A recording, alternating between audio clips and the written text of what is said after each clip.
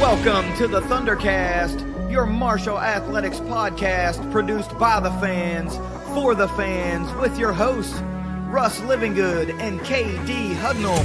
We're bringing you the thundering word on the thundering herd each and every week, so keep it right here.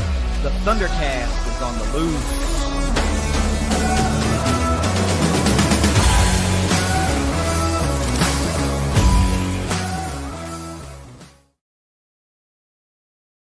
Don't look now. It's time for the best part of the year when you're talking about the spring summer season, and that is position group breakdowns. Russ, everybody has been wondering, when are we going to start the series?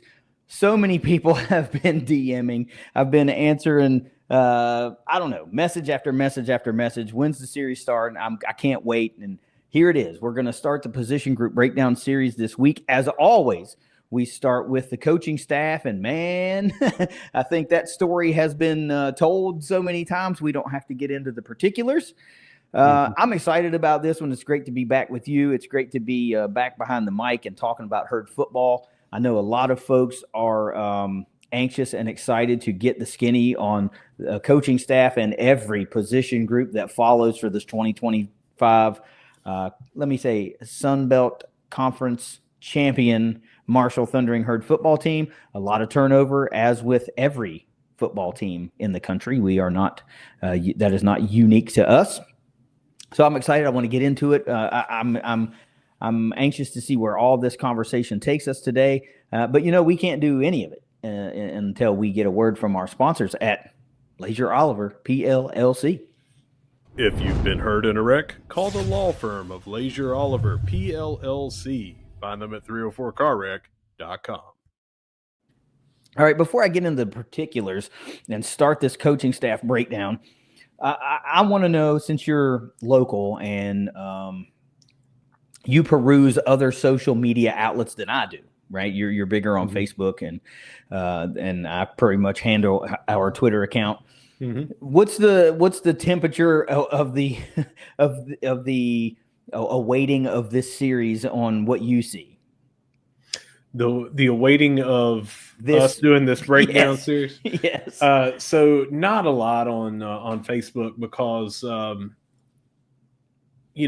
I do is post the links basically to the shows or articles that we do, and it's the occasional announcement or something.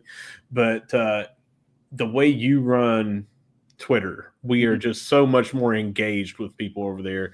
And I'm basically just like, hey, here's a new link, So I do get messages on there, and there hasn't been anyone specifically asking about this, but I have been asked in person. I have been asked in DM. I have been asked in our, usual circle within the college football sports realm on Twitter. We're part of several different pockets, I guess you would say, of different groups, and I've been asked about it a lot. And of course, I've seen how many DMs you're getting over there on the podcast account about it. I answered one real early this morning, and in fact, someone messaged us around 6:20 this morning. And I thought you might be asleep, so I just answered them.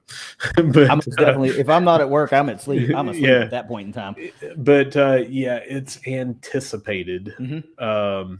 I just haven't seen a lot of it over on Facebook. So I want to preface what we're doing here by reiterating a point that you made this year, several points that we made last year, in that it is that time of year. You're going to get the national publications that are putting out what they think is happening. And let's be honest, you say it very well. They don't know, right? They just don't know. You can't tell me that the national publications pay any type of attention to a team like Marshall as they do a team like Georgia or a national title content. They just don't do it, right? Yeah. So there's going to be a lot of articles written out there. There's going to be a lot of speculation and a lot of this and a lot of that. And be honest, they just don't know. Yeah. The only one that I trust, the one that I trust more than anybody else is, of course, Phil Steele. His book just went into what do you call it? Not publication, but like it went off to the printer. Like it's getting made as we speak. And of course, I like Phil because he calls and talks to the coaches, and gets a firsthand account. And we just don't have access to his information right now, or else we'd be talking about it. But I think we can handle the coaches. Yeah. And the thing that I like about Phil too is how long he's been doing this and the built-in respect that he has. You don't just get to call up and talk to an SEC coach or an ACC coach or a Sun Belt Conference coach or a MAC coach or even lowly Conference USA coaches. You just don't get to do that unless you're Phil Steele. I mean, we might get one every 10 years. We might have a coach that we could talk to about something like that. But, we're not going to be able to call like the other 13 coaches. Yeah, right. And that's in our conference. Even people that cover the conference struggle with knowing the roster and every single move. Right now, can you tell me everybody that left and arrived at Old Dominion? No, I can tell you one guy because one committed to our team. Yeah. So if you just think about it like that, and as fans watching or listening to this right now, and you think about how dialed in on social media that you might be to the Marshall football team, and still you could go to ThunderCast.Online and look and say, oh man, I didn't know we got that guy, because maybe you missed it. Or you may have seen everybody that came in, but you're like, well, I didn't know we lost him, and because you could miss it. And you might not know every single thing that's going on, but think about how little you know about everybody else. You might know the quarterback that came in on another Sun Belt team. But I asked the other day, and it may have been with Jed here on the show because we did a mailbag show, or it may have just been online. I can't remember. But if someone bet me $1 million to name all 136 starting quarterbacks in FBS, there is no way I could do it. No. Because here's the deal, too. Before the season starts, those are probably going to be wrong. Even if that's who the starter is right now, there's going to be some people that are going to lose their job to somebody else. So that's why I think that it's so important to not even read it's not like we're going to drive a crazy amount of numbers or business or hits to this guy, but CF Budge on Twitter. That was the one that got into the Marshall fans' crawl because he put out that we were going to finish dead last, 14th. Well, just like Jed and I said on the mailbag show, I was like, obviously, we feel like without doing any predictions or whatever, 3-9, 4-8, that would be like real low, Well, are you telling me that everybody's going to be 6 wins or 5 wins and above in the Sun Belt Conference? No. So the guy is saying we're going to go like 1-10 or I'm sorry, 1-11 or 2-10 or something ridiculously crazy like that. And why is he doing that? Because he saw that we didn't have enough teams or enough players on the team to play in the bowl is exactly what he wrote in one of his things. It's just asinine because he didn't even bother to see like who was brought in. He was just like, well, they lost everybody, so they'll probably be last. Yeah, they got 22 players. Everybody's playing both ways this year. Yeah. No, but also the first thing I did when I saw that is if you'll notice, I didn't ever respond to that. Right? Sure. Because the first thing that I did was go say, all right, well, how much of a history does this particular account have? How big are they? He had 270 followers. This is social media 101, folks. If you're trying to build a following, you do something that's going to spur a lot of interaction, good or bad. Yeah. And boy, oh boy, Marshall fans just hook, line, and sinker. They bid on it because that's interaction. Whether you went crazy or you were somebody that agreed with that, not a Herd fan, but like another SBC fan. Yeah. That's interaction, and that's the algorithm, and that's how you grow an audience. I did that too, and I did one better. I went and looked up through searching his account and to see how he did last year, and it was as poor as you would think. Yeah, well, that's right. So it is what it is, but that just says a lot of these accounts and services and publications, they don't know. And you said it, but follow the the Herald Dispatch writers, Keith Morehouse, like the local guys, Paul Swan, that pay attention and care about the herd and only focus on the herd. And then if you want an in-depth, like I said, well thought out, prepared breakdown, you're not going to get one any better from anybody else than what we do right here for the Position Group Breakdown series. So we're 10 minutes into the show. We haven't talked about the first thing yet, but are you ready to get rolling on this 2025 Marshall Thundering Herd Position Group Breakdown series? I am. Let's start with the coaching staff in this episode. And of course, we're going to have to start with brand new first-year head coach Tony Gibson. One of the first things that I did this year when I'm doing the preparations is I decided to say, hey, I want to know where this guy's from. What's his alma mater? So I did that for all of our coaches this year. Tony Gibson, Glenville State alum. This is his first head coaching job. Of course, he has been one of the finest defensive coordinators in all of the FBS for a really, really long time. Multiple Broyles Award nominations. He come really close. He's fielded some of the best defenses in the FBS. We're talking top 2, top 5, top 10 defenses more often than not. I looked at the numbers. I just didn't write them down. Dozens of players onto the NFL, dozens of All-Americans, all-conference performers. The guy knows defense, okay? Most recently, the defensive coordinator at NC State. He was twice the defensive coordinator in separate stints at West Virginia University, defensive coordinator at Michigan, Pitt, Arizona, and others. And, of course, you can't talk about Tony Gibson. A lot of guys we know and folks in West Virginia will appreciate this. Dude, he was a coach at Tech, at West Virginia Tech, and that's another tie that we'll talk about here in a little bit. The other thing that folks really like to talk about when they talk about Tony Gibson is he's a Van, West Virginia native.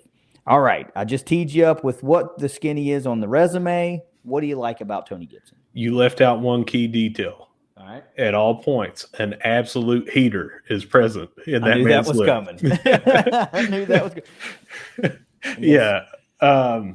What I like about him is I'm from Mingo County, Gilbert, West Virginia, state champs 95. And he's from Van in Boone County and that southern part of the state. And there's so many different people from here that are Marshall fans that he identifies with and he knows. And I also like that, we've heard coaches say dominate a ring or a circle or a region or, we're going to do this. The man puts everything into West Virginia, whether he's actually signing these people or not. He's appearing at those schools. It's not just since he came here at Marshall. He's been doing it for a long time. The coaches know him. The coaches love him. He looks at our local state institutions, and it's not just here in Huntington because it's a 10-minute drive to the school or something like that. He looks everywhere in the state, and he doesn't recruit solely in the state, obviously, but that's one thing that I like about him is his roots here are deep. Yeah, and you're right. You say he's been doing this for a long time, i.e., visiting the high schools of West Virginia and recruiting. Well, it's not it's not a coincidence that some top talent from the state of West Virginia has gone to play in Raleigh the past few years, has gone to play in Morgantown the past few years, a defensive side of the ball guys, right? Because he's a player's coach, man. They love him and they love what he's all about. And I think if you're born here and you're kind of from here, you don't really get it unless those things are you, unless they define you. You understand what it is to be a West Virginian and from this area a lot more. You can move here and fall in love with it and just absolutely love everything about it, but it's still different than growing up here and being born here. It's slightly different. And to have a guy that just understands, this is an under-recruited area and there are kids here that can play freaking ball. And the vibe I get from Tony Gibson is if you can play ball, we want you, right? You're not going to be overlooked. We're not going to be like, oh, well, he's a single A player from, Nowheresville, West Virginia. Like if you can play, you can play. And I don't think it's a coincidence that a lot of West Virginia kids accepted the scholarship offer for Marshall this past off season, and many committed here, many transferred back here, to come and play. So I kind of love everything about it. And yeah, we're still in the honeymoon phase, right? We've played no games. There's been no rough losses. There's been no big wins. There's been no nothing. We're still in the honeymoon phase of this coaching hire. But for right now, I'm just enjoying it because it feels like the right move. It just feels like this is supposed to be happening right now. Any final words on Tony Gibson before we move down the line? Just that I love that since he's been here, that he seems to have galvanized the fan base, and there is an energy and a level of excitement of wanting to get tickets, wanting to support the team, and wanting to pack out the Joan for this new era. And we've not been doing this show since we've had a new coach. This is the first time we've had a new head football coach since we've been doing this show. But we've been fans for a long time and seen new coaches come in. I can remember when Pruitt came in. I was still in high school, but, I was coming to games. And he was following Donnan, and you had a lot of people that were like, oh, man, I love Bobby, but, it's Donnan, man. He's got to replace Donnan. And then obviously you got to follow the legend. And, it's like, oh, man, it's how are we going to follow Bobby? But, I mean, this is an all-timer here at Marshall that's coming in. And he was at Ohio State. And, and then, you go on and on and on with the coaches that came in. There have been, divided people for everybody, but I haven't heard hardly anybody say, oh, man, it's Tony Gibson. Mm-hmm. I've heard, oh man, it's Tony Gibson. Yeah. And they're excited about it, and they're willing to throw their hat in the ring with, let me step up my my tickets. Let me step up my contribution. I want to do this for Tony. And I think that there may be some fans that weren't necessarily Marshall fans before that were Tony Gibson fans because he's in Southern West Virginia, that we might pick up new fans. Yeah, I want to go back to one other thing that he said during his press conference, his introductory press conference. He said that, you're going to get the standard stuff, like you're going to get all that I have, right? But he said, this is it. After this, he's like, this is it. So he's coming here to be the head coach of Marshall University. And when he's done here, at least at that press conference at that time, he's like, I'm done doing that. Like this sounded like at that time his final stop. Mm-hmm. And you talk about a guy who's waited his turn, waited and been such a high-performing coordinator at the highest levels of college football and some of the biggest conferences of college football, finally getting his shot. Man, you can't tell me that the motivation and the desire to leave a mark, and think about how hard it is to leave a mark at a place called Marshall, right? Yeah. Bob Pruitt had all these wins and championships, and Donnan and all these wins and championships, and Doc Holliday won a bunch of games in a conference championship, and Huff won a conference championship. I mean, there's expectations here, and to come in and leave a mark is tough to do. You can do that with winning a couple of championships, and you can do that if you're around long enough and happen to win 75, 80 games or something like that. But man, that's hard to do. This is some rarefied air as far as what we call now G5 football. Yeah. But man, I love the energy behind the guy, and I love the energy that you're right, that he's injected into this fan base. And they've responded with ticket sales, donations. They've just responded how they're supposed to respond. Yeah. Let's talk about the coordinators now. We're going to start with offensive coordinator / quarterbacks coach Rod Smith, also a Glenville State alum. A couple of Glenville guys coming to run the offense and the program for the Herd. Rod Smith was most recently the offensive coordinator at Jacksonville State, 2022 to 2024. Of course, Jacksonville State was Conference USA champions last year in pretty convincing fashion. I know my buddy Steven's going to be listening to this show, but you can't hide from that final score. This is not a rub, my man.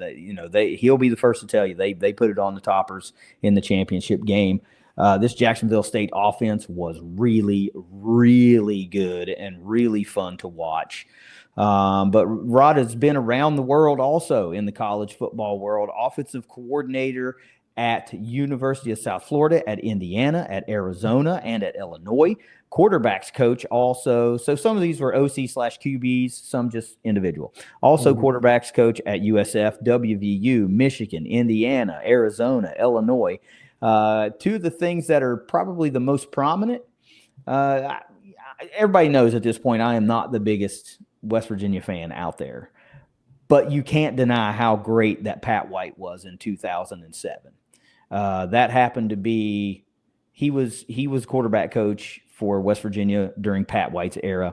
Also, quarterback coach at Michigan in 2010 when Denard Robinson was Big Ten Player of the Year. So this is not just like, oh, okay, they put together a fun offense at Jacksonville State and scored a bunch of points, got a bunch of yards. Nope, he's got a pretty good history of quarterback play and some pretty high-profile athletes doing some big things. What excites you the most about Rod Smith?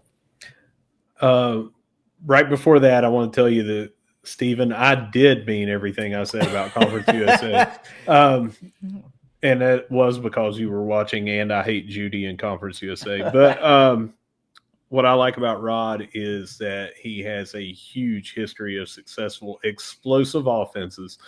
But the knock that everybody has always had was, well, it's Rich Rodriguez and, Rod's just there. Well, Rod gets to come here and prove that Rod knows a little bit about it because he's been elsewhere where Rich hadn't been.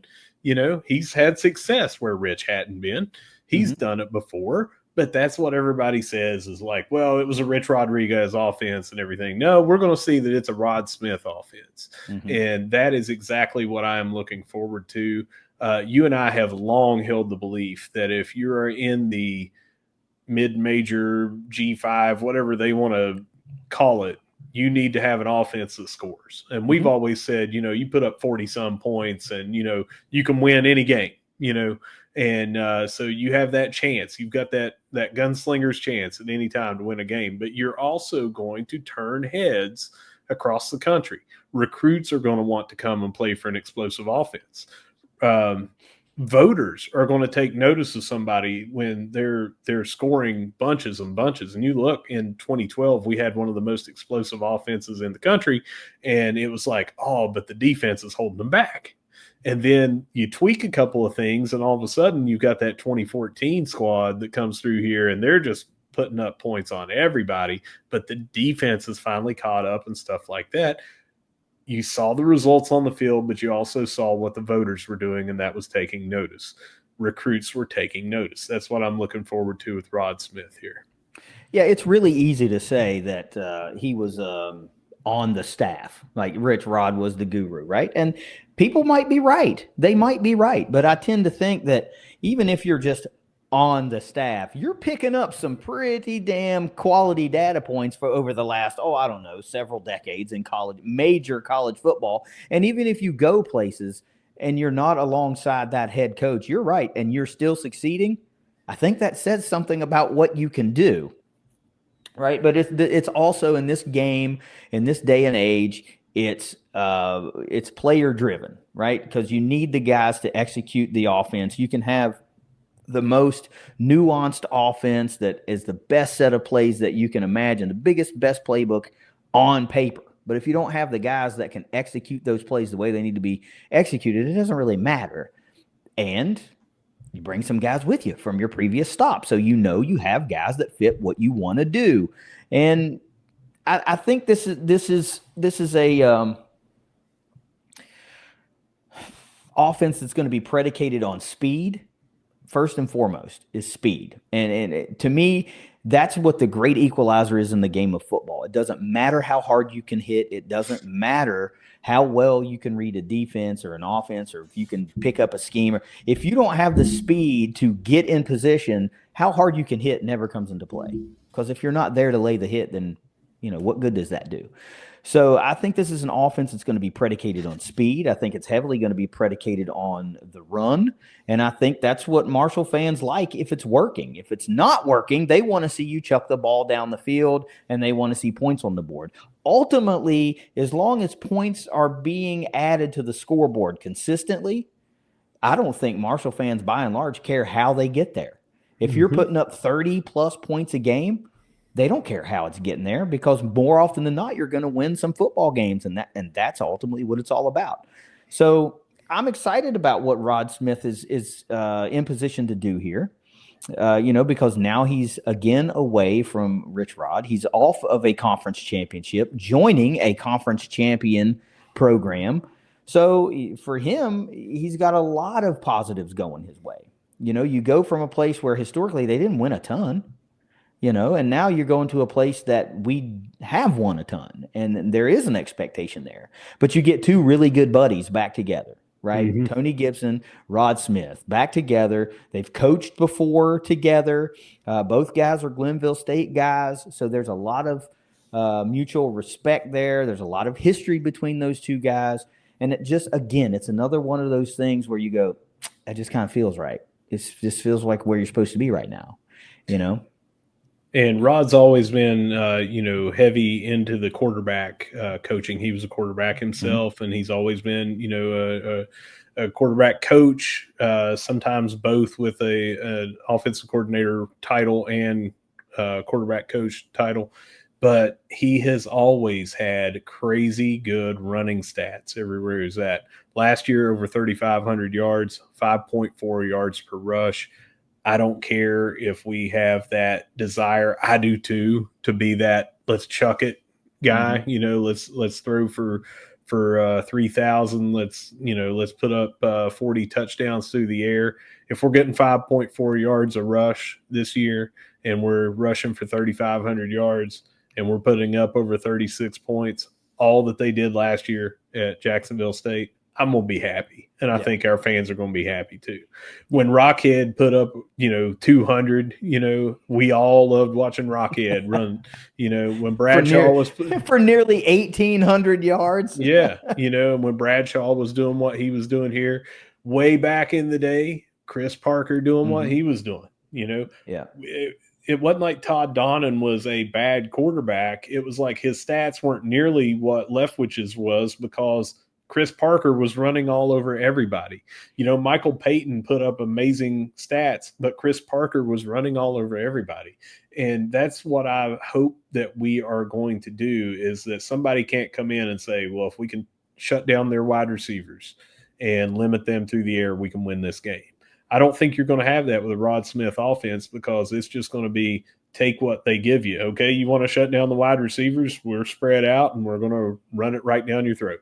Yeah. If you stack the box against the run and everything, well, we're going to go over the top. And so that's what I'm hoping to see. So the good part about it is you're able to hit the portal nowadays and go find you some playmaking wide receivers, which Marshall has done, right? So if you're averaging 5.5 yards a carry, pushing 6 yards a carry, what the hell does that mean for your pass game, right? It means that you're going to have more guys with more opportunities for those long plays, because, well, now all of a sudden your defenses have to respect a run. A team that is getting 5.5 yards a carry, you better respect that run. Otherwise, why the hell would you ever pass the football, right? It's going to be a boring day for the wide receivers and tight ends, but boy, oh boy, that record's still going to look pretty nice at the end of the day. Yeah, and like I said, they also, through last year, they had almost 2,700 yards, 2,666 is through the air.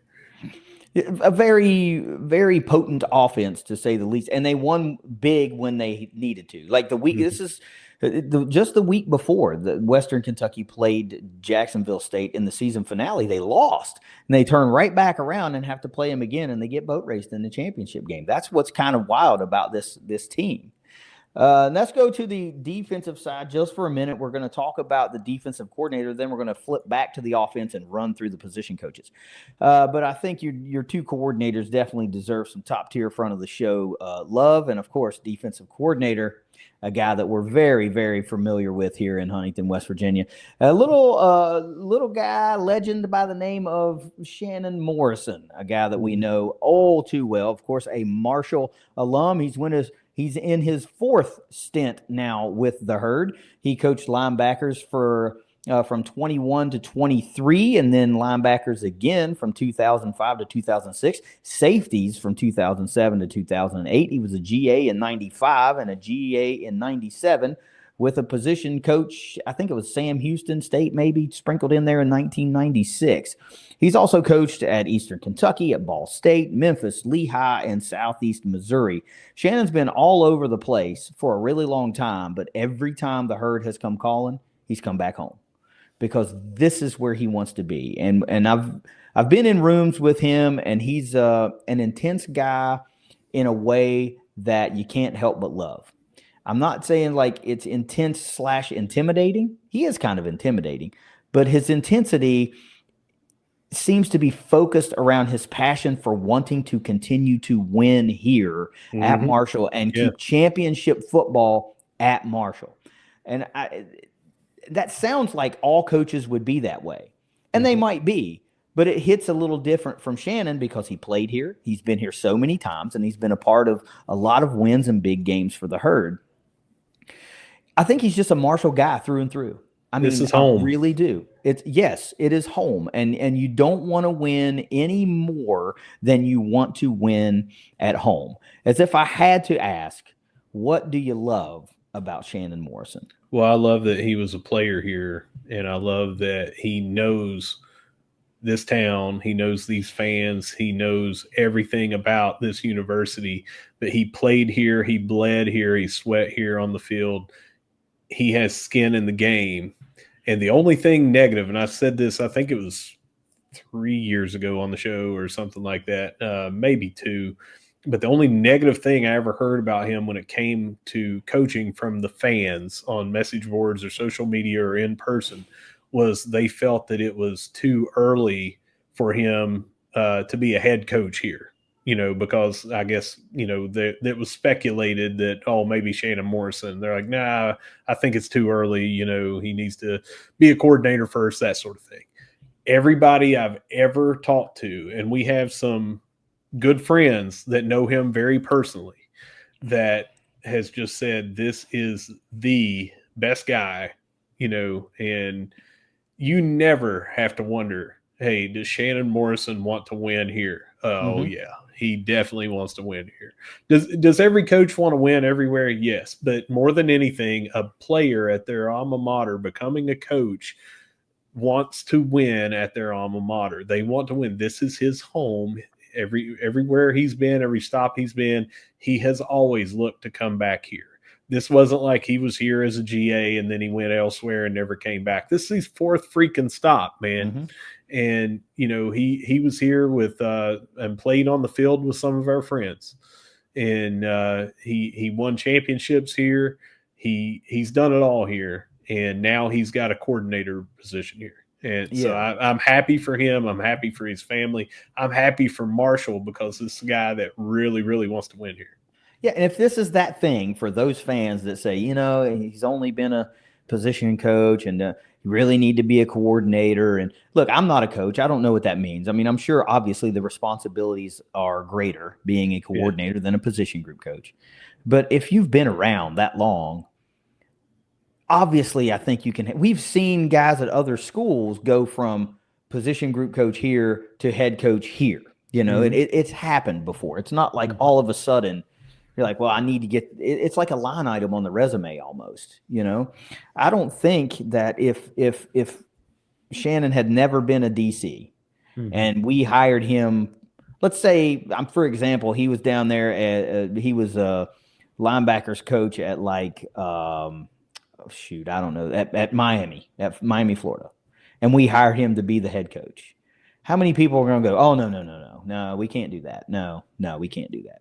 I think very few would say that. Well, and it was like, that's why I said that's the only thing that I've heard. And it was, right. I believe there was speculation for him when, Doc Holliday was not renewed and everything. And they're like, I can't even remember. Maybe he was at Kentucky. I can't remember where he was at.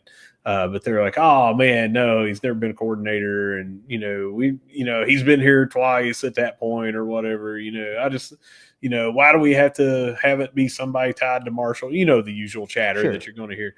And I only bring that up because if that's the worst thing you're ever going to hear about a coach, that's why I brought it up. You hear that and you're like, okay, what else you got? Yeah, that's a good point. That's it. That's all. That's the only thing. Yeah.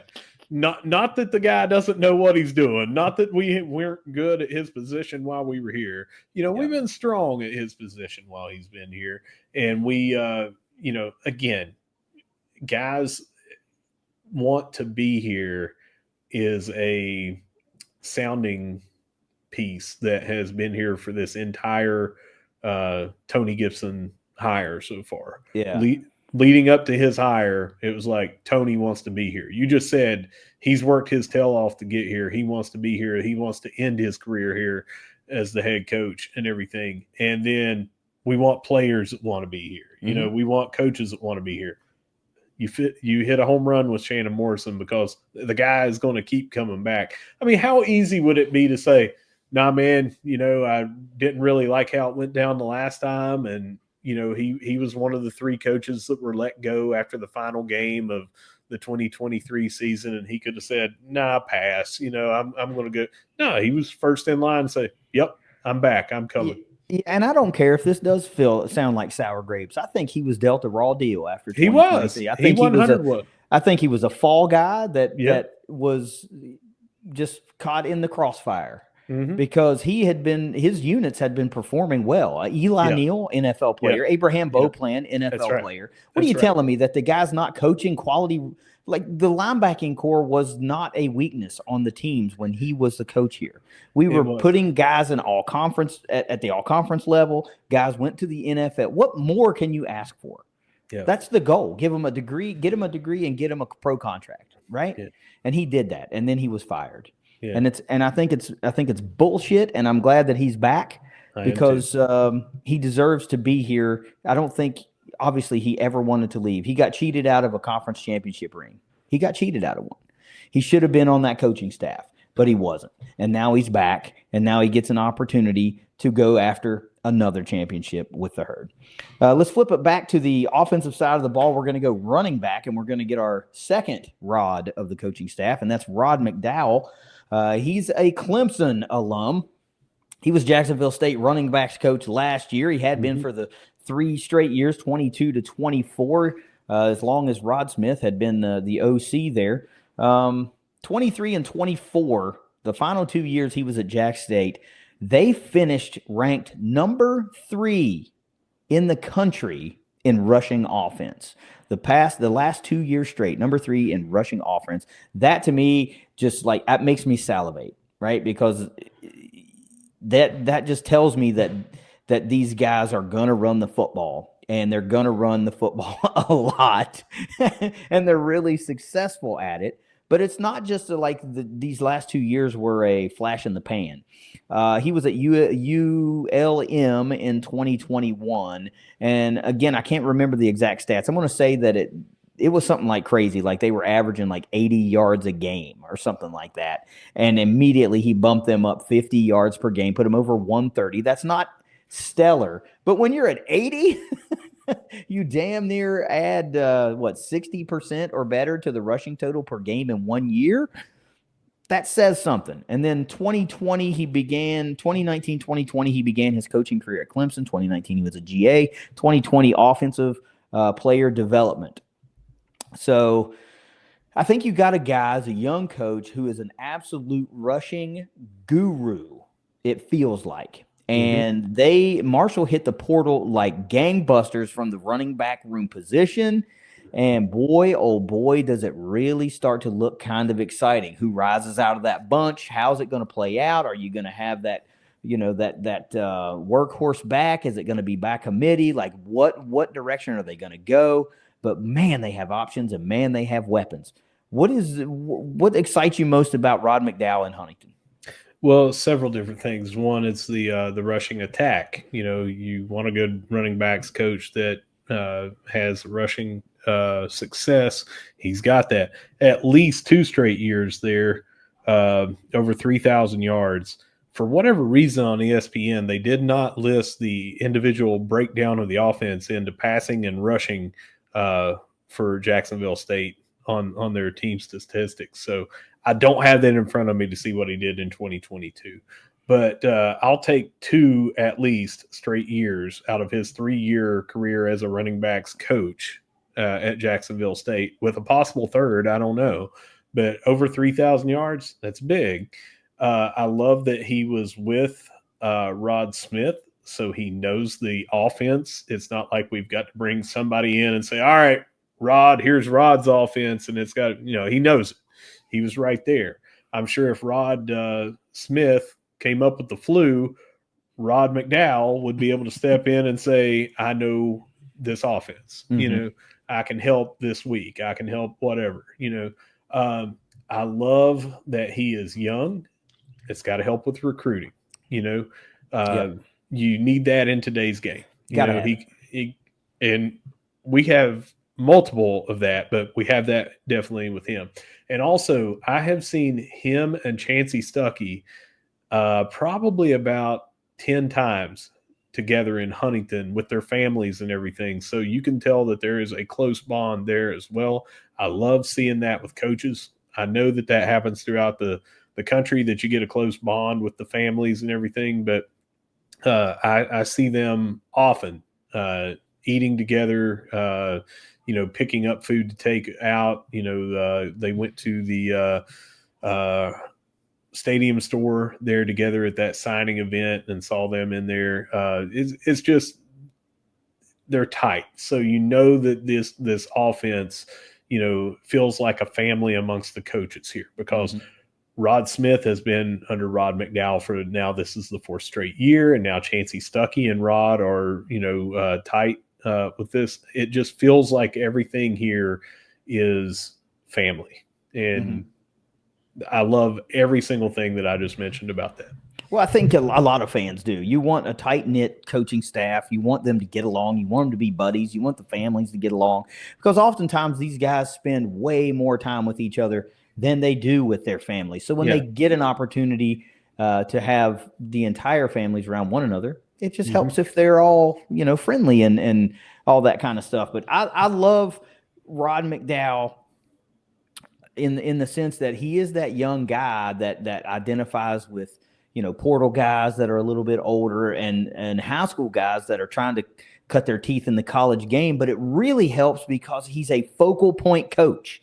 The offense is going to be predicated on the run, and he's going to go in there and not only, relate to these dudes better, but he's selling what they're going to be doing. You're not a hidden, recruiter at just a position that they're all important, but you know what I mean? Like if you're a run heavy team and, your recruiting guy is like the safeties coach, well, that doesn't help you sell the dream, but this seems like it's going to help sell the dream. You mentioned Chancey Stuckey. We'll go to him next. He's a wide receivers coach, Clemson alum. So there's another tie, 2 Clemson guys, Rod McDowell and Chancey Stuckey, both Clemson guys. I think I tried to do a rough, it looked like they might have overlapped by a year or 2. So I'm sure they go kind of way back. Chancey Stuckey was most recently the Notre Dame wide receivers coach in 2022, 2023. So got a little familiarity with the herd, I think. Yeah. Baylor in 2020. How'd that game turn out, Chancey? Well, I mean, Stephen Gilmore looked good in that one. Baylor in 2021, Clemson offensive player development in 2020, and of course, something you always love to have, the feather in your cap. Had a multi-year, 4-year, I think, NFL career. So, he's got that been there, done that thing that these guys all want to see. They all want to go to the damn NFL, and coach is like, hey, do this. And you go, well, that don't help me. And he goes, I think it might. I played in the league for a handful of years, so I was where you're trying to get to. I kind of know what I'm talking about. But this is a guy that I remember. I didn't know he came from Clemson. Hell, I recognized the name from the NFL. I remember hearing, like Chancey Stuckey makes the catch or whatever. So it's pretty cool to have a guy like that in. He made the catch from Chad Pennington at the Jets. Oh, there you go. Played in it well. They were teammates for 3 years. Okay, so another Marshall tie. Not only on the losing side of the coaching staff side, but played with catching passes from one of our all-time greats. Aside from the family aspect, aside from the all the stuff you just mentioned and talking about Coach McDowell, what is it about Coach Stuckey that's got you kind of like, all right, okay? So I like that he has been in the NFL. And, that anytime that you have that experience that you can say, well, I made it. So obviously, like you said, here's this technique and everything. You're not going to make it to the NFL or play in the NFL if you are bad at technique as a wide receiver. Unless you're just an absolute freak of nature and you get there because you run a 4.2 or something like that, but you can't run routes or whatever. Well, he was known as like a route runner, a very technique driven guy, and he can extrapolate that to his coaching of, hey, here's what they were doing in the league, guys. Here's these drills that we're doing. Here's exactly what you need to do.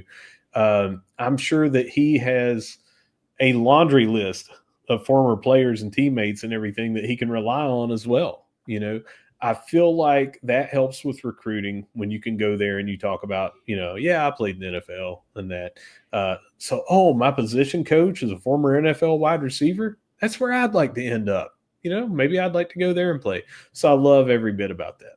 Yeah, I think it only helps, right? So, and then we'll have to get into the season and see how big of a role that this past game plays. I mean, I hope it plays a 45% role, but this is another one of those positions that you just need a guy. I don't know how to explain. You just need a guy, a football guy that gets it, that's nuanced, that knows. I don't think I can articulate what I'm trying to say, but I think you still understand what I'm trying to say. Let me move on to the tight end coach, and going to be arguably the most accomplished of the assistant coaches, the great Gunter Brewer, Wake Forest alum, all the way back in the late 1900s, as are we. Most recently, the director of high school relations for Virginia Tech, 2024. But man, he was either the wide receivers coach and or offensive coordinator at so many institutions where passing was it. Maryland, 2022 to 2023, Louisville, 2019 to 2021. He was with the Philadelphia Eagles in 2018, University of North Carolina from 2012 to 2017, Ole Miss in 2011, Oklahoma State 2005 to 2010, UNC again previously from 2000 to 2004. But the one that I love the most is Marshall from 1996 to 1999. And if there is a 4-year era that you want to be the wide receivers coach, holy shit, this is the one to be. He's coached 2 Biletnikoff Award winners, I think 3 overall finalists, and has just orchestrated some of the most vaunted passing attacks in the modern college football era. I mean, when you think about Oklahoma State, that's what you think about. Passing. Des Bryant, right? Justin Blackmon. You think about the Herd in the late 90s, Randy Moss, right? And of course, we know more, but everybody nationally is going to go, holy crap, he was Randy Moss's wide receivers coach, right? You've done it at the pro level. You've done it at the high collegiate level, and you've coached absolute college football Hall of Famers and legends. That's why I say he is quite possibly and arguably the most accomplished of the coaches on the Marshall coaching staff this year. Crazy that he's coaching tight ends, but I don't think it matters, right? It's just like when Bill Legg was coaching tight ends, and then they were like, hey, you need to coach offensive line. Okay. What about Gunter Brewer coming back home to Huntington when the Herd was in their serious heyday? What does this say to you about what it means for this staff? The mad scientist, man. He I spoke to multiple receivers at the Herd Brothers reunion weekend. That was spring game weekend, and they brought up Gunter Brewer, and I said something, and like they almost like did the Elaine at Seinfeld pushing me, because they Get out. yeah, like they were just like, you took the words right out of my mouth, because I said, I think you have a guy that is arguably, you said most accomplished on this staff, but I think arguably nationwide, this might be one of the most respected coaches for receiving a football through the air that you're going to have, and he has forgotten. That's what I said. This guy has forgotten more about the catching game than 95% of the coaches are ever going to learn. I mean, this guy, he wakes up, he knows it. I mean, you talked about Moss, but you got LV right there. You got Gerald Long right there, James Williams during that time, Nate Poole, all those guys. But he recruited some of the other guys, and one of the guys, I hope he doesn't mind me name dropping him here, but it was Curtis Jones that said, somebody was like, why did you come to Marshall, from where you were at? And he said, Gunter, Coach Brewer, Coach Brewer is the one that got me here. So I think, again, he's not the wide receivers coach, but he's going to be right there with Chancey helping him too, and obviously they're going to be in the receiving core room, and he's going to be over with Coach McLean with the offensive line, because tight ends for blocking and stuff like that. It's that hybrid position, but he's going to be right there. A guy that has known as much as you could possibly know for his profession. So, I mean, but it's more than just knowing it, right? Because it's gone out and executed on the record books. It's in record books. It's played out on the field. It's hoisted trophies at award ceremonies and championship and bowl game wins. It's like literally translated to the field across eras of college football. I mean, like, this is almost feels like it's a borderline coup. Like, how the heck did you get Gunter Brewer to come back at this stage in his career? And for a guy that's, a little bit older than we are, I think he could run circles around me in the, like, energy department and in the freaking, like, the go get after it department. Like, all this, I think he's just wired this way. He's supposed to be around a football field. Like, for all the guys that lose a step after 50, I think he might be picking them up. It's wild. He's got a social media presence. I mean, it's just, it's wild. He's like the anti version of what you think a guy like that might be at this stage in his life. And he's just not. It's pretty freaking cool. Yeah, but let me clarify one damn thing that you just said there. You said a little bit older than us. Yeah. Anybody watching and listening, we are 45, not yet 46. It's coming later this summer. We are not 60 like Coach Brewer, who will be 61 in August before we turn 46. So still a little bit older. Let's just clarify there, because I'm hanging on to what little bit of youth I have left. I am not just a little bit younger than him. We are as young to him as the college kids are to us. So just putting that into a little bit of perspective. I don't know, man. I feel like I'm still peachy keen with everybody. Yeah, right on. Last offensive coach we're going to talk about is offensive line coach Bob McLean. He's a Waynesburg alum. Got to be honest, never heard of Waynesburg until I was doing the prep for this episode. Most recently, the offensive line coach at California, PA. But 2019 and 2020 was the Illinois offensive line coach, and he's got more than a decade of worth of experience at the FBS level, plus another 8 at the FCS level and D2.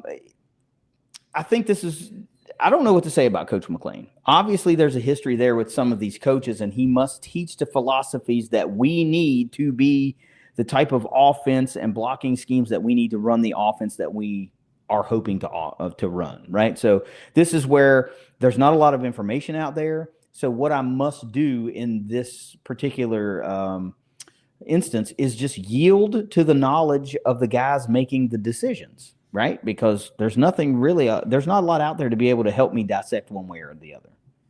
Well, so he was there at Illinois along with Rod Smith. Mm-hmm. He was at the VU while they were all up there. So if they are familiar with him at those previous stops, and this was the time it took to put this staff together was minimal, in my opinion. So I think if he's on your short list, that your head coach and your offensive coordinator are both like, yeah, we've coached with him before. Mm-hmm. You know, if he's somebody that they think wasn't going to fit in their first coaching stop where they're going to be the head coach or, get the keys to the offense for the first time in their career without, a big shadow looming over them, I think that they would have to choose someone that they feel like is going to do that. So you're 100% right in that. But he has had success there. He was there in that Pat White, Steve Slayton era, Noel Devine, all that stuff. So he was there for that as on the offensive line. And I think that this is the position group that is one of the most important. Everybody always says it. You win the games in the trenches. And it's the first thing that people forget when they're naming, like, oh, well, it's the offensive coordinator. Oh, well, it's that running backs coach. Or, oh, it's all the head coach and he's an offensive guy. So this is the position that everybody knows is the most important one on the field. The defensive line and the offensive line, and the games are won in the trenches. It's said as a cliche almost every game, but they don't get the respect as offensive line.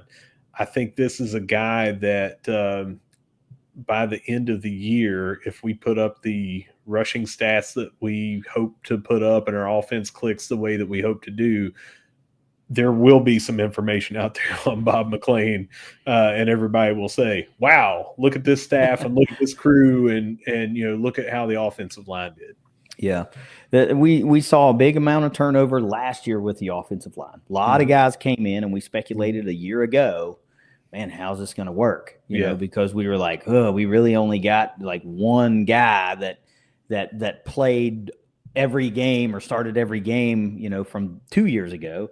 We've had some guys that contributed. How's this going to work? And we bring in a bunch of transfers and it worked.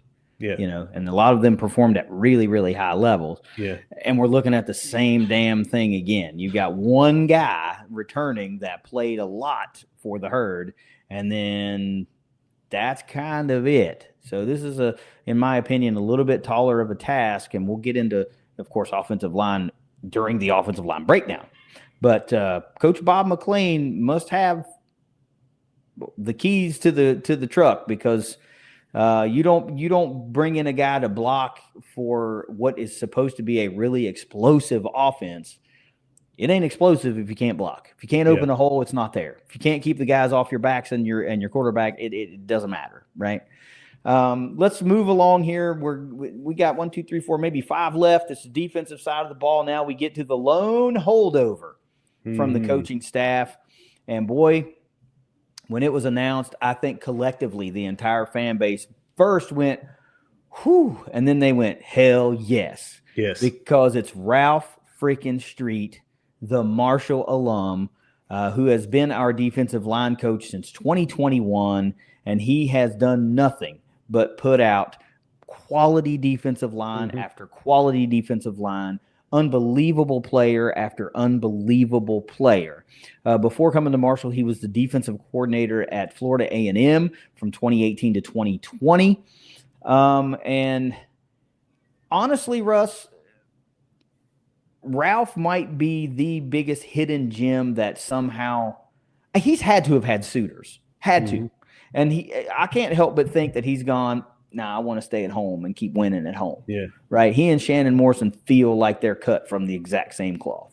Like they want to win, but they want to win right here, because Ralph, just like Shannon, was on some of the most winningest Herd teams as a player. And when you do it at that level and it can be done here, and they ran out of the same tunnel onto the same field, they know that it can happen at Joan C. Edwards Stadium. And now Ralph is successful in bringing the championship back to Marshall as a coach. I think this is the biggest secret in Huntington, that you're able to keep him in Huntington year after year. What can you say about Ralph Street that we don't say every single year when we do these? There's literally nothing that we've not already said about this man. But if I can throw in a 1980s NWA wrestling reference, I just feel like that the guys in his room, no matter who he has brought in, it doesn't matter. He's the mainstay. He's the constant. It's like when the Road Warriors were coming out to Iron Man and just laying waste to everybody. That's what I feel like every single defensive line group since he has been here has done. They have just been absolute animals. They have decimated the record books. They have, like, per game, per season, you name it. They're just like, hey, we are the force. We said it on offense just a minute ago that the games are won in the trenches. And my word, is our defense so unstoppable when our defensive line is wreaking pure havoc, because that allows that the quarterback is under pressure and he's got to throw it on the run, or he's got to throw it under duress, and he's got to force a pass quick because he's about to get sacked for the 5th time of the game. Mm-hmm. They have been run stoppers up the middle. One of the things that we had talked about, I talked about on this show a lot, was under Doc Holliday, the defense was really fast, but they were kind of undersized, that they took the defensive ends, moved them in to the interior, moved the outside linebackers up to defensive ends, safeties up to, so it was smaller and everything. I feel like Ralph Street has had just absolute units in the middle. And if we go to a 3-3-5, he's going to have some big guys at that nose tackle position. Mm-hmm. And the defensive ends, we just keep rolling out herd all-timers. So it is not a coincidence. It's not just, well, we've been blessed. It's, well, we've been blessed with Ralph Street. Yeah, you've been blessed with a high-performing player that turned into a high-performing coach that happens to be one of your alums and wants to do it here. And I want to remind folks of some names. I'm going to toss some names out real quick, just so I can put some context to what he's done here. You can go look at the Marshall record book, and it's pretty top heavy, right? There's like BJ Cohen has more sacks than anybody by a country mile. Like, I don't know that record will ever be broken in this day of college football, to where you're lucky to keep a guy for a year. Right, you're going to take it for his sack record to be broken. You're going to need an all-time great player to stay and have a wonderful 4-year career to even sniff the sack record. But Kobe Cumberlander, Owen Porter, Sam Burton, and Mike Green all rank in the top 14 all-time for the herd in career sacks. Right. And we know that Mike Green now shares the single season Marshall sack record and set the Sun Belt single season sack record. A lot of that, Mike Green was totally under the tutelage of Ralph Street, but Owen Porter's best last few years, Sam Burton's last few years, and Kobe's last few years, where their production just ramped up and they became more integral parts of a defense, was under the tutelage of Ralph Street. So you're talking about really recent history, right? I mean, that's 4 guys that I don't think, if you were building a defensive line right now, you'd put any of those guys you'd pick any 2 of them and bookend your defensive line with it, right? And that's the type of talent that we're talking about here. And Mike Green really did it all in 1 year. Just think if he would have stayed and had 1 more year, had a productive year like that, even if he falls off by a sack or 2 and he still notches 15, all of a sudden he's up in the top, well into the top 10. I don't know how high he pushes, but this is all a moot point. But the guy's an NFL defensive end. Ralph Street's the guy that has been the constant for the last 4 years. This is going to be his 5th year. Let's back it up a level to the linebackers. That's Jake Ellsworth. He's an Illinois alum. Last year, he was at NC State with Tony Gibson, defensive quality control there in 2013 to 2019. He was on staff at Illinois in various positions. From 13 to 16, he was an undergraduate defensive assistant. In 2017, he was a defensive GA for the DBs. 2018, a defensive GA for the linebackers. And then in 2019, he became a defensive analyst for Illinois. We know this is Jake's first crack at being a position coach. We talked about that in the beginning when he was hired, but he's very much from the Tony Gibson coaching tree rather than what I would consider maybe the Illinois type coaching tree. He's been with Tony, and Tony brought his talent to Marshall, and he brought Jake Ellsworth along with him. I think that says a lot. Yeah. Considering the position group that it is. Yeah. I think that says it more than anything. He's trusting him with his linebacking core that we know Tony Gibson holds very, very near and dear. So what about Jake Ellsworth? Exactly what you said, that Tony Gibson brought him here, so he thought enough of him and his acumen at that position, his position, one of his positions, because he's also been a defensive backs guy for years as a head defensive coordinator as well. But he also brought a player along, Jalen Parker, and it just happened to be the first signing that we had, the first incoming transfer from NC State, linebacking core, Jake Ellsworth, Tony Gibson. Again, it's just there's a pattern here, and he's not going to bring him unless he knows he's the guy. Yeah. Well, it wasn't he was the first, but then later on we see Cannon Lewis come back home, who was at NC State, local guy, right? So it just kind of fits. There were a number of NC State players on the defensive side of the ball that made the trek to Huntington and kind of wanted to suit it up for Tony Gibson. I think that in and of itself says a lot. Of course, we'll talk about those particular guys when we do those particular groups. Last defensive coach is Jared Hawley. He's coaching DBs. He's a Pitt alum. He was at Abilene Christian coaching safeties in 2024. Interestingly enough, in 2023, he was the James Madison corners coach when they were, they were falling under the Marshall rule, the transition rule, so they weren't eligible for the Sun Belt Conference Championship game, but damn, they were good. In 2021 and 2022, he was coaching DBs at North Texas.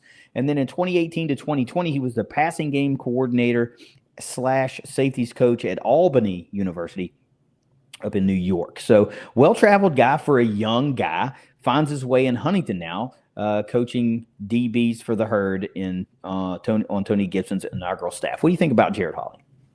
I think he's jumped around a little bit, but he's had success where he's been. You mentioned James Madison. We got to see that and how good they were there. So, when we follow the Sun Belt opponents, we get to kind of know their position groups and what they were good. They were really good at defensive back as well. So he's won wherever he's been.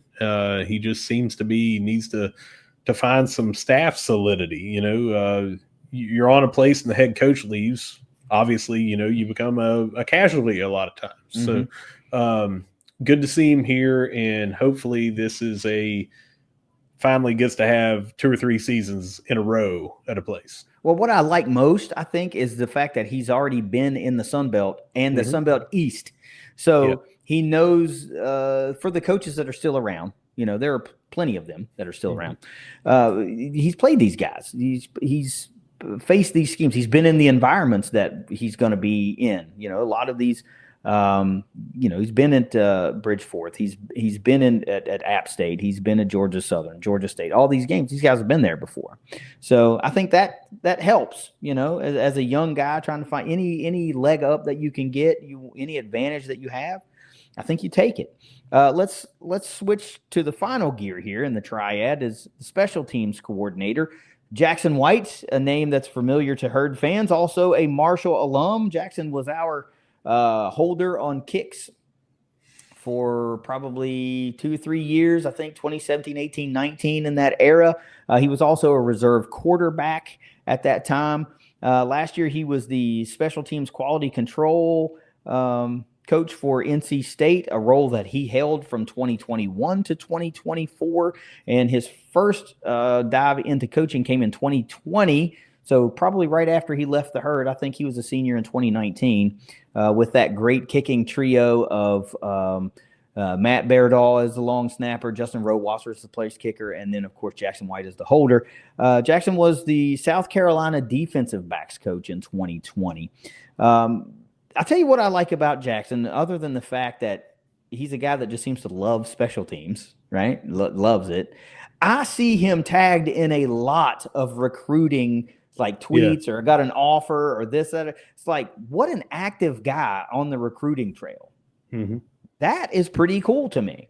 I'm not sure. Like, I think Coach Gallant was tagged quite a bit, but I'm not even sure he was tagged as much as Jackson has been since he got hired and was brought here. So I love some of the recruiting moves that we're going to get to talk about when we do special teams. But what do you think about Jackson coming home? Well, you can read in his bio, in his short tenure there at NC State, a couple of award winners or finalists or whatever under his tutelage there. So, he's obviously got a good gift for passing along his knowledge of special teams. I do like the same thing that I mentioned about Rod McDowell. You've got a young guy there, and I think that it's no coincidence that he's mentioned in a lot of these recruiting things. Because, again, he can identify, hey, I was a player here very, very recently, that sort of thing. So you got to love that. And anytime, again, there's local flavor of being able to bring a former Herd player, like we've said a couple of times now, that they ran through that same tunnel. They worked out in that same workout room. They were on that field. They've been to that cemetery. It's always good to see that they have that connection, and it's not just I've read about it and all that. They understand it. Well, and another thing that happened when Ralph came, he also reignited a fire in some of those guys from that era to get back involved with Herd football again, and we started seeing more of them at games and events. And same thing with Jackson, like the guys from the late teens era. The final kind of push from the Doc Holliday era that may have had a sour taste in their mouth because he went to a conference championship game and then didn't get his contract renewed. Like, that's got to sting a little bit. You're like, man, that's my guy. Like, what do you want? We went to a conference championship game. We didn't win it, but we're right there, and you didn't renew him. So there was probably a little like bad feelings there, but you hire a guy that they all like, and you start to get some of those guys back around the program. And that we know is just so important, right? The Herd Brothers event that they put on every year has grown year over year now. And it just proves that this place is unlike any other. And it takes all of them to be involved to make it what it is. The guys on the field do account for a lot, right? Because they're winning the games and losing the games. But that alum base, those Herd brothers really make this place what it really is. And when we can bring our own home and reignite some excitement from guys of a certain era that might not have had it or might have lost a little bit of it, I think that means so much, man. And I'm really glad to have Jackson back. I think he's doing a phenomenal job, especially on the recruiting trail. And we haven't even lined up for a damn game yet. Last coach we're going to talk about, of course, is the ever important strength and conditioning coordinator, and that is Dwight Galt. He's a Maryland alum. Last year, he was the director of football strength and conditioning for Virginia Tech, a role that he had held since 2022. Prior to going to Virginia Tech, he was the Old Dominion director of strength and conditioning from 2019 to 2021. Previous to that, he was the assistant director of strength and conditioning from 2013 to 2018 at Penn State. And then the assistant strength and conditioning coordinator at South Carolina from 2011 to 2012. This dude has been in some big time football programs, man. Mm-hmm. And he's also been a director, not just an assistant director. He was a director at one of our conference mates, one of our division mates. So this freaking resume is pretty daggone impressive. And I often wonder how this continues to work, in the transfer portal era, because a lot of times now you don't get multiple years with a guy. So it's not like you're charting year over year development, year over year performance. Now, a lot of times you're handed guys that may have been somewhere in a philosophy of strength and conditioning that is completely different than what you are teaching. Remember, now we're well over a decade now, but remember a decade ago when Scott Sinclair was at Marshall and they were built to the teeth. They were champions, and that was 2014. Then we went through a couple of strength and conditioning guys that were concerned with breaking weight room records, and Marshall was slower on the field. It did not translate. And then when we finally worked our way around and cut through all these guys, and we brought Huff in, and he brought BA got these guys right, and that translated on the field. Right. And you got to think that a guy like Dwight Galt puts out guys that translate on the field. Right. Penn State is not going to mess around with a guy who's not going to keep them competitive in the uber competitive Big Ten. Virginia Tech, for all intents and purposes, is still a quality team. I don't think anybody wants to run into them most weeks out of the year. Right. It's just like, you have to build a body. You have to build towards peak performance that translates the skill set you need on the field. And this to me is the biggest wild card, not because I don't trust what we're doing. It's because I have to see how it plays out on the field. Right. So last one, what do you think about the hiring of Dwight Galt and this pedigree? Well, the most important position as coach, because they get to be with them in the off season. Yeah. And one thing that was glaringly omitted from his bio is that he is Dwight Galt the fourth, and that Dwight Galt the third, his dad, has well over 40 years in strength and conditioning, and that was the guy he was under at Penn State when he was the assistant.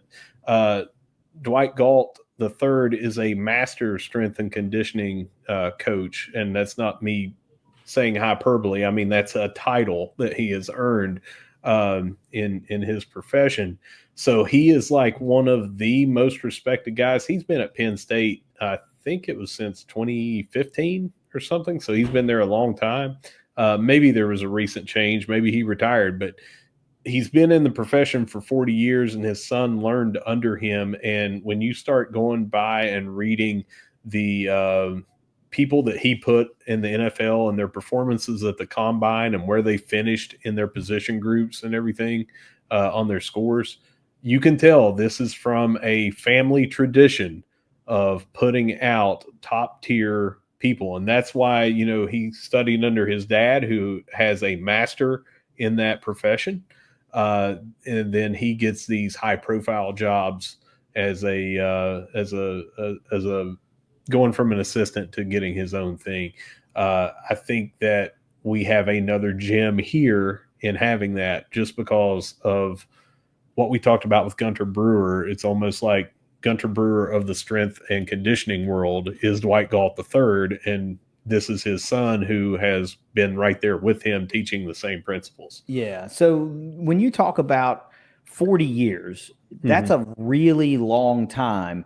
Yeah. And in the world of strength and conditioning and human performance, when you go back 40 years and you're talking about the mid 80s, that's when they were riding that big wheeled bicycle in the front. And they had the strap around them, shaking the belly.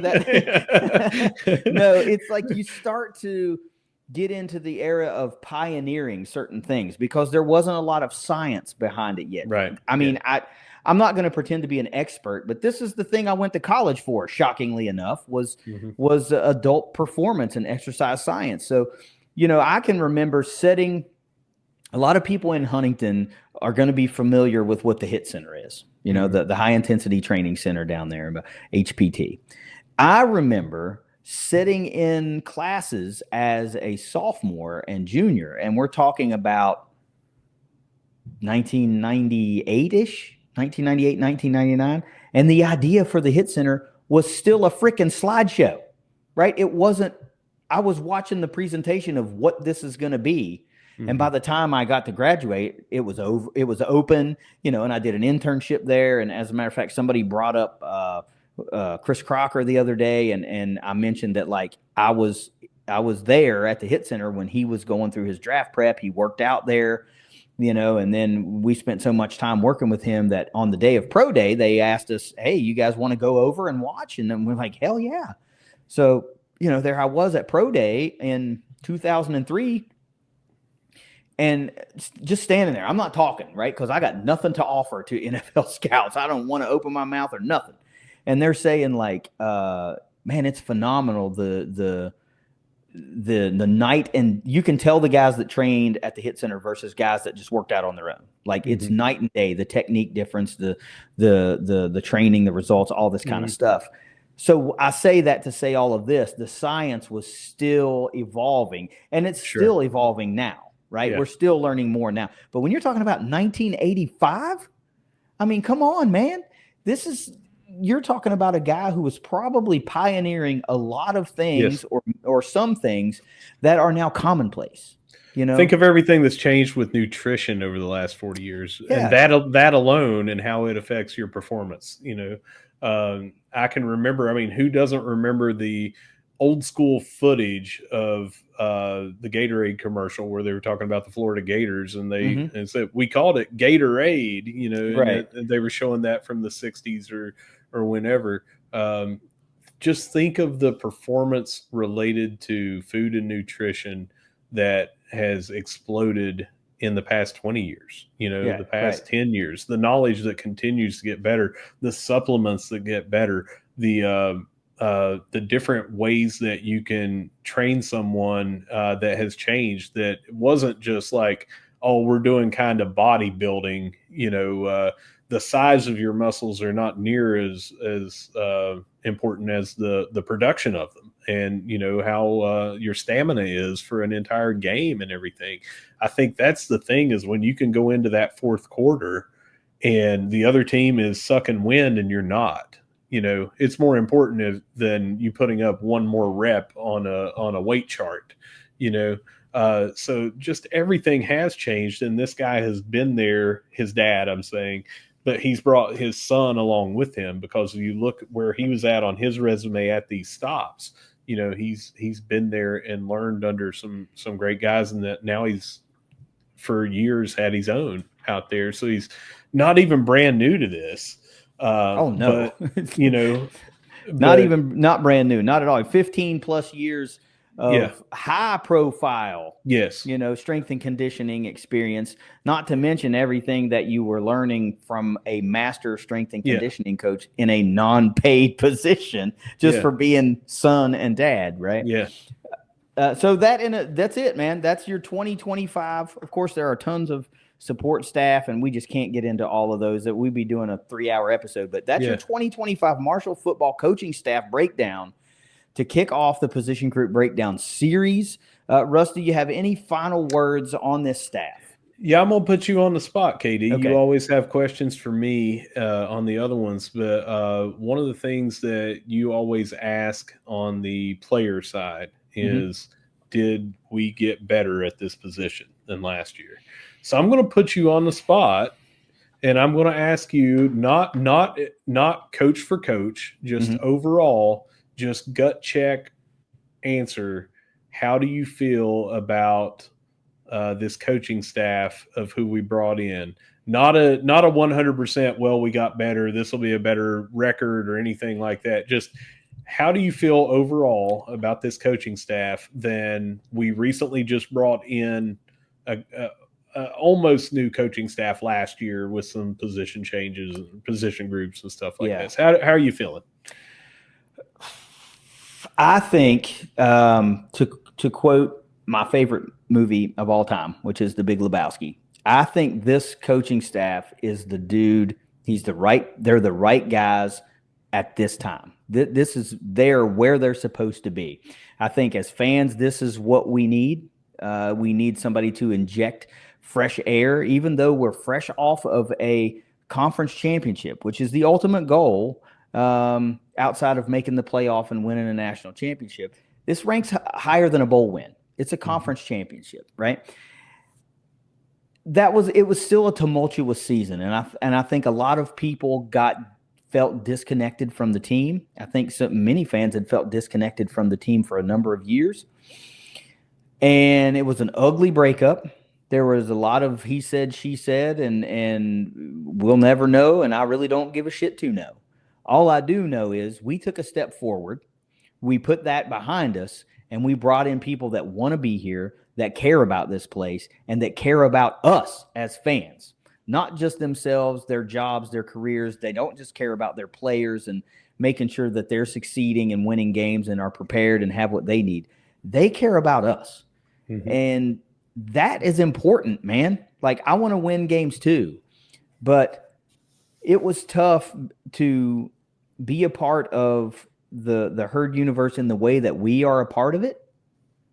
Last year, when I saw so many people unhappy with their personal relationship with the team, at the end of the day, if you're in a place like Marshall, you have to feel connected. It's what matters. You know, this isn't Georgia. This isn't Alabama. You have to feel personally connected to Marshall. And I think these coaches have come in here, and in that capacity, they have knocked it out of the freaking park. And I absolutely think we're 100% better in that arena than we were last year. It's still a long season ahead. There's going to be a lot of roster moves ahead. There's a lot of preparation and practice and injuries and all of it. Have no idea how the season's going to play out right now. I'll know a lot more in August. But for right now, my gut tells me and my brain is telling me that I like where we are. I like what I'm experiencing as a herd fan, just as a regular fan. Mm-hmm. You know, I think this is the right. These guys are the right guys for this moment in time, for this year. This is the staff that was supposed to be here. Ralph Street was supposed to stay. Mm-hmm. Shannon Morrison was supposed to come back. Gunther Brewer was supposed to come back. Tony Gibson was supposed to be the head coach. Rod Smith was supposed to be the offensive coordinator. I mean, it feels like it's what's supposed to happen. Mm-hmm. Yeah, yes, we're better than we are last year. We're better. All right. So I'm going to echo that, and I'm going to say that until last year, one of the problems that we had was on the offensive side of the ball. We were just struggling at times, and, you know, our defense was what was carrying us a lot, and we just weren't putting up enough points, or, you know, the offense would seem sluggish or stall, and I've never seen that out of a Rod Smith offense. So I feel like we're going to put up points, and that's going to excite fans. It's going to bring good players here that want to play in a high-powered offense like that. So I feel like year one, we're kind of above where we were year 1 through 3 of the previous coaching staff on the offensive side of the ball. And I don't think that's far-fetched to say, because we had some very sluggish offenses at times during that. Year one on defense, you've got a defensive guru who is your head coach, you know, and then you've got Ralph Street and you got Shannon Morrison, who have, you know, well established what they can do as coaches. So I feel like we're kind of better off at that as a launching point, you know, than where we were there. You know, if you remember, we had to switch defensive coordinators in the middle, you know, because we lost Lance Guidry. So, you know, and then we, again, like you said, had a fall guy. We had to lose Shannon Morrison. So I'm happy with where we're at right now. And I'm more than anything happy that Tony Gibson is getting his shot after being on the short list for so many openings for so many years and just never getting it. Including here. And he gets it in his home state, not far from where he grew up. Yeah. You know, not far from where he went to college, not far from where he coached at a couple of schools. And he gets to move his family back home. And again, he said, this is where I want to end my career. Yeah, so I think that's cool. I'm more than happy. So I'm glad you answered that way, because I was answering the same way. Yeah, I don't care. Who's going to listen to this that cares about what I say? Yeah, I like where we are right now. Maybe your mom. I don't know. Yeah, she doesn't really like much. She's not a college sports podcast girl. Just us. and she actually asked me if I quit because I hadn't been on the show. She's like, "Did you quit the show and you just didn't tell me?" I'm like, "No, I'm just very busy and I had to, we had to recruit." She's like, "Well, Jed does a good job, but I'd like to hear you." I'm like, "Well, sorry, All right, that's it, man. We're gonna come back and the next in the series will be the offensive line. We're gonna start. We're gonna start out strong with the offensive line. It will not be the same format that we followed in years previously. We've kind of tried to be a little bit more creative in how we attack these. I don't want to give away our formula, but if you're expecting such and such to be after such and such, it might fall that way, but it might not. But we're going to lead off with the offensive line, coming back next week. So, Russ, if you got nothing else, take us out of here. Whether you see us at the Joan, whether you see us at the Jack, or whether you see us at the offensive line position group breakdown, which will come up in around a week. No matter where you see us, we're going to be saying, go Herd. Go Herd. It's the ThunderCast. Position group breakdowns are back, baby. We'll see you.